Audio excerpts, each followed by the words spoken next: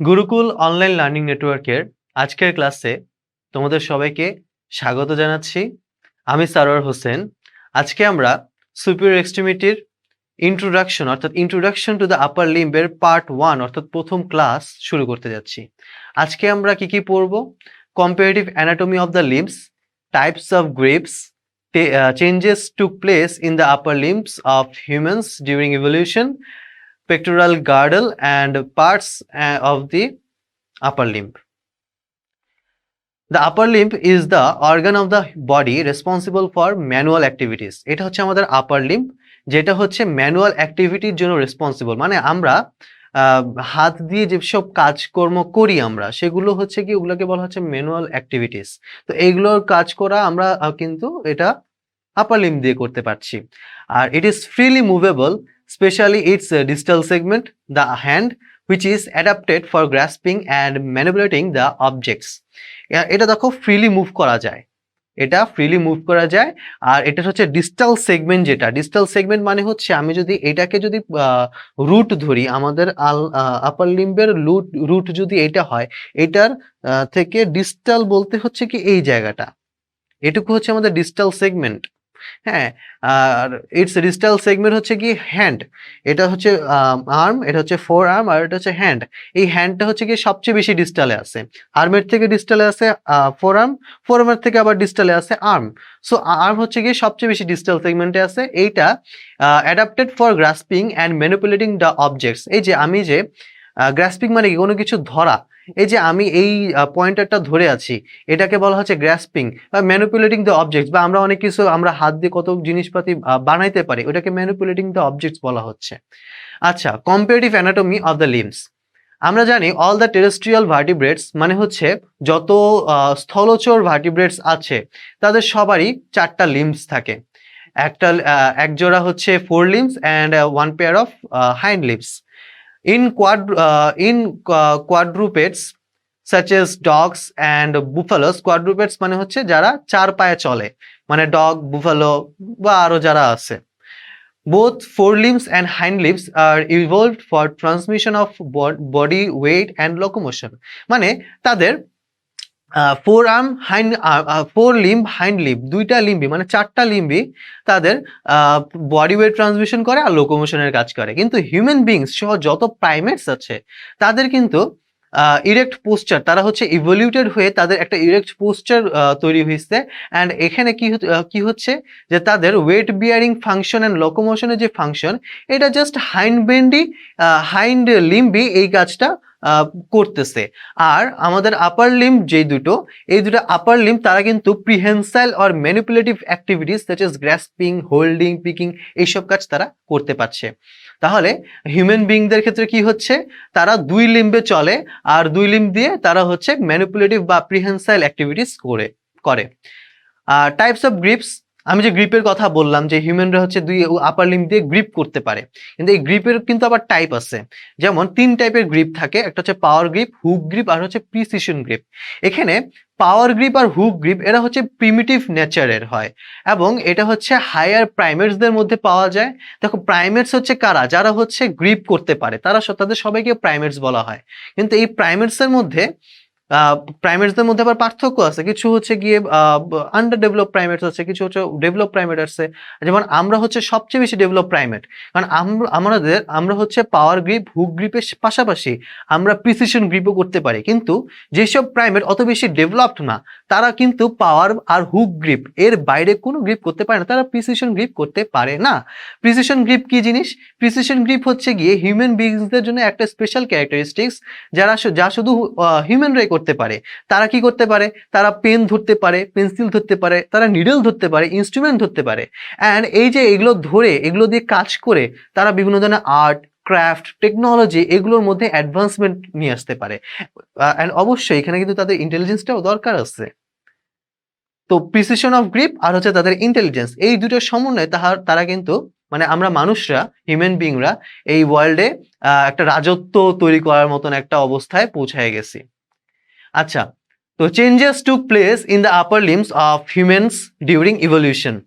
মানে হিউম্যানদের আপার লিম্বে কি চেঞ্জ আসলো ইভলিউশনের ফলে। To suit the prehensile activities. The following changes took place in the upper limbs of humans during evolution. মানে হিউম্যানদের আপার লিম্বে কি কি চেঞ্জেস আসছে সেগুলো আমরা এখন দেখব। Appearance of joints permitting rotatory movements of the forearm, supination and pronation. Addition of clavicle to act as a strut and keep upper limb away from the body for prehension. তো এখানে কি কি বলতেছে, appearance of joints permitting rotatory movements of the forearm. এই যে four arm এটা হচ্ছে গিয়ে রোটেটরি মুভমেন্ট, এটা আমি বিভিন্নভাবে আমাদের ফোর আর্ম এই ফোর আর্মটা আমি কিন্তু বিভিন্নভাবে করতে পারছি, নাড়াচাড়া করতে পারতেছি, এবং এটা হচ্ছে সুপাইনেশন প্রোনেশন আমরা করতে পারি। সুপাইনেশন প্রোনেশন কি জিনিস, এই যে এটাকে বলা হয় সুপাইনেশন, এটাকে বলে প্রোনেশন, আবার এটাকে বলে সুপাইনেশন। তো এই যে রোটেটরি মুভমেন্ট, এটা ফোর আর্মে এই মুভমেন্টটা কিন্তু আমরা করতে পারছি আমাদের আপার লিম্বের এই ইভলিউশনের কারণে।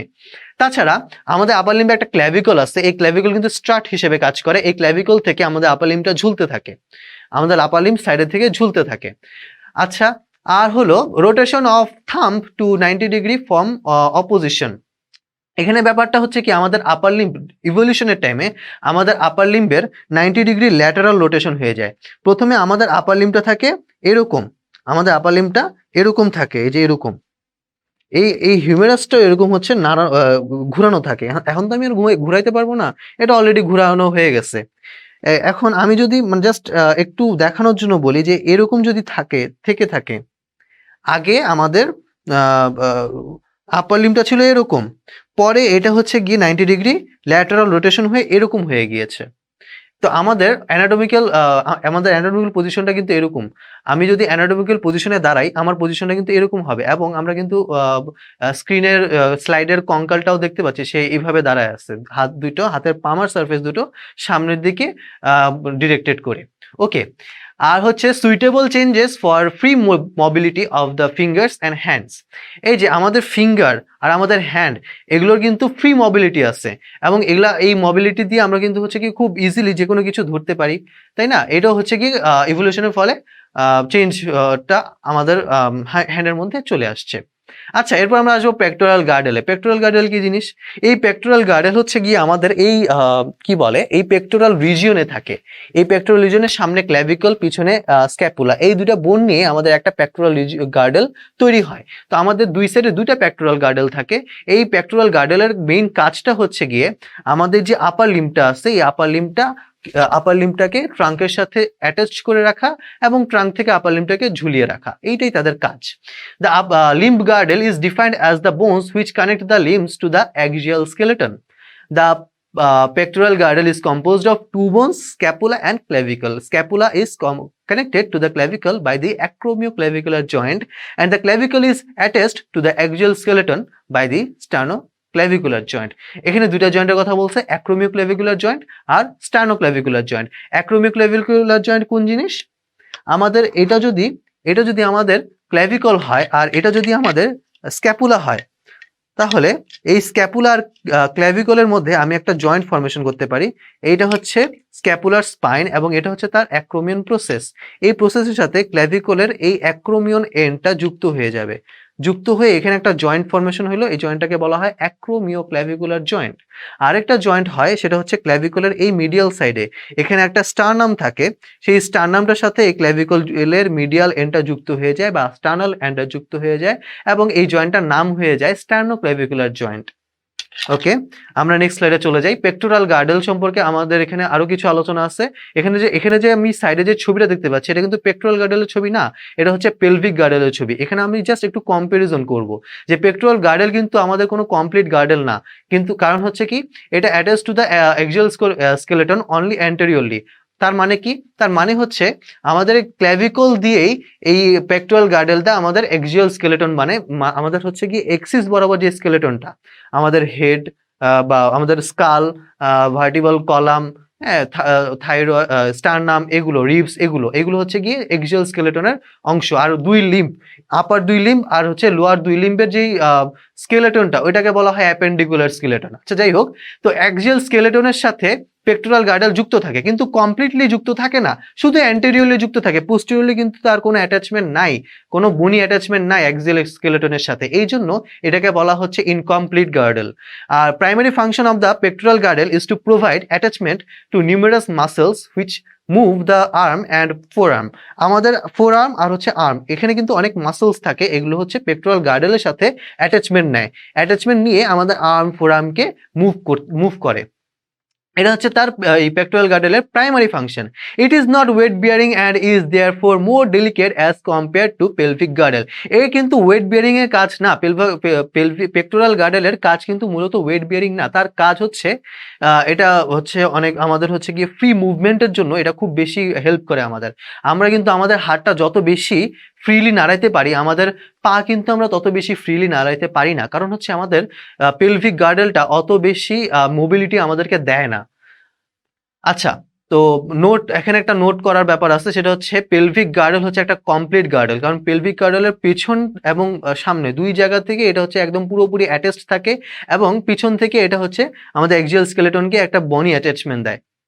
আচ্ছা, only one small joint sternoclavicular joint connects the skeleton of upper limb to the rest of the skeleton of the body. যে কথাটা আমি বললাম যে শুধু ক্ল্যাভিকল দিয়ে স্টার্নোক্ল্যাভিকুলার জয়েন্টের মাধ্যমে পুরো পেক্টোরাল গার্ডেলটা অ্যাক্সিয়াল স্কেলেটনের সাথে যুক্ত হয়ে আসে, এবং এটা হচ্ছে আমাদের আপার লিম্বকে অ্যাক্সিয়াল স্কেলেটনের সাথে যুক্ত করে রেখেছে। আচ্ছা, parts of the upper limb. Upper লিম্বে কি কি পার্ট আছে? আপার লিম্বে হচ্ছে শোল্ডার আছে, আপার লিম্বে আর্ম আছে, আপার লিম্বে হচ্ছে ফোর আর্ম আছে, হ্যান্ড আছে। এই যে চারটা পার্টের কথা বললাম, এই চারটা পার্ট আমরা আপার লিম্বকে এই চারটা ভাগে ভাগ করতে পারি, আর এই প্রতিটা ভাগেরই আমরা একটু ডিটেলস আলোচনা করব। চারটা পার্টেরই ডিটেলস আলোচনা আমরা নেক্সট ক্লাসে আলোচনা করব। তো আমরা হচ্ছে কি কি শিখলাম? Comparative anatomy of the limbs, types of grips, changes took place in the upper limbs of humans during evolution, pectoral girdle, আর হচ্ছে parts of the upper limb. এগুলো সম্পর্কে আমরা আজকে ক্লাসে আলোচনা করলাম। তো তোমাদের যদি ক্লাসটা ভালো লেগে থাকে তাহলে তোমরা অবশ্যই তোমাদের বন্ধুদের মাঝে ক্লাসটা শেয়ার করে দিবে, আর তোমাদের যদি কোনো প্রশ্ন থেকে থাকে তাহলে অবশ্যই কমেন্ট করে জানাবে আমাদের। আর এতক্ষণ গুরুকুলের সাথে থাকার জন্য তোমাদের সকলকে ধন্যবাদ। Thank you.